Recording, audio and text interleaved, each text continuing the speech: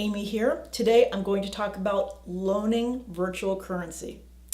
So I get a lot of phone calls and emails from people who have found a brilliant way of avoiding paying income taxes on virtual currency.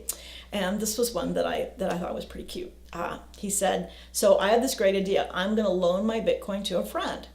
And then there was this silence, and I said, and? He says, well, then it'll appreciate, and I'll get it back, and it'll be worth more, and I will have avoided paying tax on that gain.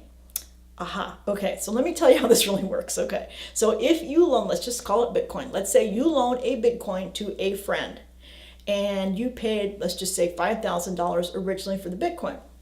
The friend is holding it. Now, since we want it to be a loan, okay, of course, there is some document that you both signed agreeing to the terms of the loan, right? And of course, there's going to be interest being paid for the value of the Bitcoin because loans have interest. That's kind of the definition of a loan.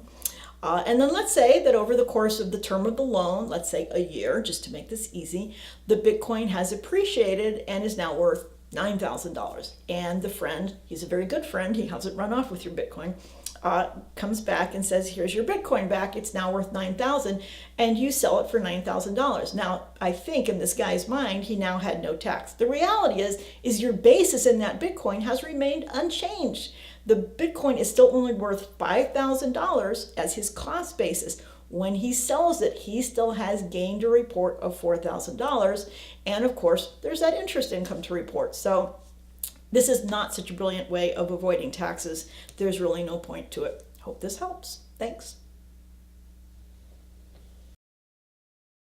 Don't forget that I have a book that can help you understand your virtual currency tax obligations. It's called Virtual Tax, the Taxation of Virtual Currency. It's available on Amazon and on Barnes & Noble.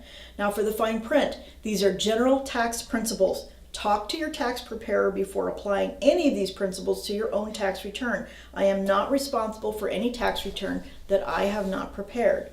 Hey, if this presentation was helpful for you, hit like. If not, tell me what you didn't like so that I can do better. Share this with your friends who could use the information. Thanks for listening.